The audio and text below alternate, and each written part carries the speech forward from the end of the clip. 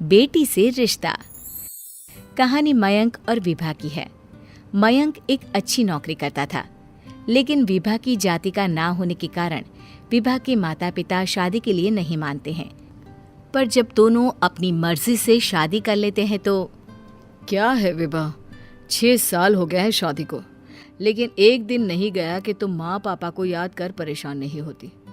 मैं कितनी कोशिश करता हूँ कि तुम सब भूल जाओ। कोई नहीं भूल पाता है मयंक। माँ पापा को कोई कैसे भूल सकता है। तभी सास का फोन आता है। मान लो विभा से बात कर लो, आज उसे अपनी माँ की बहुत याद आ रही है। बेटा विभा, मैं आ जाऊं? हम दोनों चलेंगे तेरे माँ पापा के पास। बोलो। ना माँ जी, वो आप लोगों को कुछ बोलेंगे तो मुझे और भी बुरा लगेगा। आखिर आप भी मेरी माँ ही तो हैं। अरे सुन लेंगे ना यार, कोई बात नहीं, बोलेंगे ही ना। चलो माँ, मैं फ़ोन रख रहा हूँ। वो क्या है ना, आज विभा को लेकर डॉक्टर के पास जाना है। बहुत दिनों से इसके सर पर लगातार दर्द हो रहा है। अरे हाँ, ले जा बेटा, सर दर्द को हल्के में नहीं लेना चाहिए। वैसे भी ना बहू सोचती बहुत है। मयंक माँ का फोन रख देता है और दोनों कार से अस्पताल जाते हैं। लेकिन जैसे ही वो लोग अस्पताल जाते हैं, विभा को स्ट्रेचर में नर्स उसकी माँ को लेकर जा रही दिखती है। मयंक, माँ, मयंक वो मेरी माँ है। इतने सालों बाद देखी भी तो इस हाल में मैं उनके पास जा रही हूँ। अरे रुको, कहीं वो लोग तुम्हें देखकर और परेशान ना हो जाए, या फिर तुम्हें कुछ बोल ना दे विभा, तुम फिर परेशान हो जाओगी। मयंक, कैसी बात कर रहे हो? वो माँ है मेरी।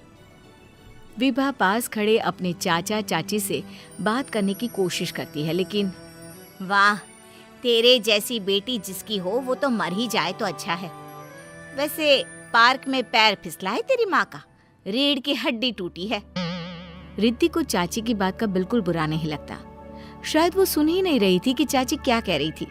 वो सीधे माँ के कमरे में जाती है। कौन है आप? ये मेरी माँ है, मेरा नाम रिद्धि। रिद्धि नाम है ना आपका? दर्द में भी ये आपका ही नाम ले रही थी। हाँ, ये सुनते ही रिद्धि का कलेजा मुंह में आ जाता है। ये वही माँ है जिसने कड़े शब्दों में ये कह दिया था कि अब तेरा मेरा रिश्ता खत्म। फिर रिद्धि का पति मयंक भी वहां आ जाता है। सामने खड़े होते हैं रिद्धि के पिता। पापा, क्या हुआ माँ को? वो पार्क में गिर पड़ी, रीढ़ की हड्डी में चोट आई है। रिद्धि पिता की तरफ देखती है, लेकिन पिता मुंह फेर लेते हैं। पता है मयंक, माँ दर्द में मेरा नाम ले रही थी। मेरी माँ मुझे याद कर रही थी मयंक। मैं माँ को कुछ नहीं होने दूंगी, देख लेना। हाँ रिद्धि, हम मिलकर माँ का ख्याल रखेंगे, उन्हें फिर से खड़ा कर देंगे। लेकिन भैया कहाँ है? रिद्धि पिता के सामने जाकर खड़ी हो जाती है। पापा, भैया कहाँ है? वो अमेरिका में है, वो नहीं आ पाएगा। रिद्धि फिर माँ की ओर ध्यान कर लेती है। उस पूरी रात रिद्धि माँ को देखती खड़ी रहती है। पिता मन ही मन सोचते हैं, जब इतना ही प्यार था तो क्यों चली गई किसी एक अजनबी के लिए हम सभी को छोड़कर। तभी डॉक्टर बाहर आते हैं। आपकी वाइफ को होश आ गया है, क्या मैं उनसे मिल सकता हूँ? जी नहीं, वो बार बार अपनी बेटी का नाम ले रही है। रिद्धि बेटा, तुम अंदर चली जाओ। माँ रिद्धि को देखकर रोने लगती है। बेटा, माँ के गले लग जा। मैंने तो सोचा था तेरा चेहरा देखे बिना ही मर जाऊंगी। ऐसे कैसे? भला मैं अपनी माँ को कुछ कैसे होने दे सकती हूँ? माँ उठने की कोशिश करती है, लेकिन वो उठ नहीं पाती। देखिए, आपकी रीढ़ की हड्डी में फ्रैक्चर है। मुझे प्यास लगी है, पानी पीना है। रुको माँ, मैं हूं ना, मैं पिलाती हूँ पानी अपनी माँ को। कोई और नहीं आया? तेरे चाची चाचा आए थे माँ, पर शायद मुझे देखकर चले गए। जाने दे, इस वक्त भी पुरानी रंजिश देख रहे हैं। और रंजिश भी कैसी? माँ अपनी बेटी से नाराज ही तो थी। रिद्धि अब पूरे समय माँ के साथ रहती है। उनके हर काम को करने में उनका सहारा बनती है। फिर एक रोज, आज आपको चलने की कोशिश करनी थी, लेकिन हमारे फिजियो के डॉक्टर नहीं आए जो आपको पकड़ कर चलाते, तो फिर आज। डॉक्टर साहब, मैं हूं ना, मैं माँ को चलने में मदद करूंगी। रिद्धि माँ को चलाती फिराती उनके खाने पीने का ख्याल रखती। ये लो, दवाई खा लो। नहीं, मैं रिद्धि के हाथ से खाऊंगी। ये क्या बात होती है? रिद्धि के हाथ से क्यों? वैसे भी अब कल से तुम्हारी छुट्टी होने वाली है, फिर तो मैं ही हूँ जो भी हूँ। तभी वहां रिद्धि आ जाती है। पापा, मैं बस कुछ मिनट के लिए डॉक्टर के पास गई थी। ये दवा। तुम्हारे पापा नहीं बताएंगे, लेकिन वो मुझे दवाई दे रहे थे। कल से मेरी छुट्टी है ना।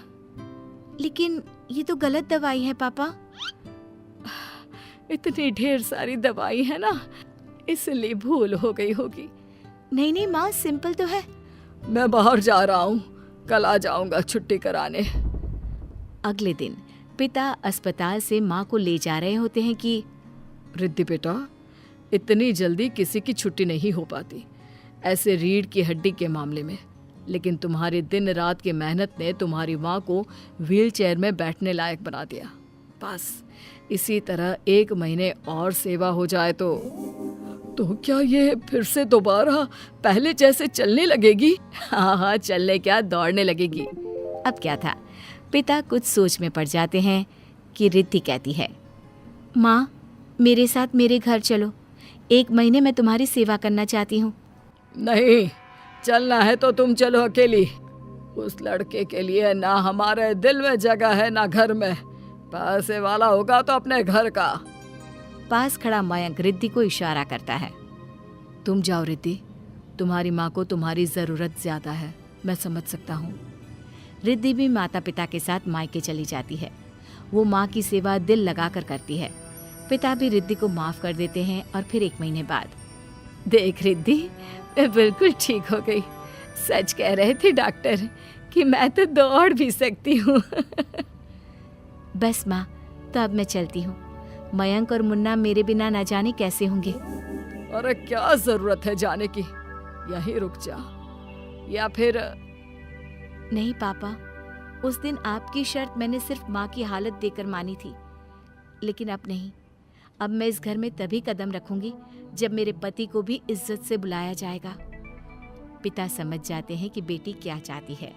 फिर एक रोज, अरे रिद्धि देखो तो दरवाजे में कौन है? रिद्धि दरवाजा खोलती है तो सामने माँ पिता खड़े होते हैं। हाथ में होता है ढेर सारा गिफ्ट। कहाँ है मेरे दामाद जी? मयंक और रिद्धि माता पिता को देखकर खुश हो जाते हैं और माँ मुन्ने को गले लगा लेती है।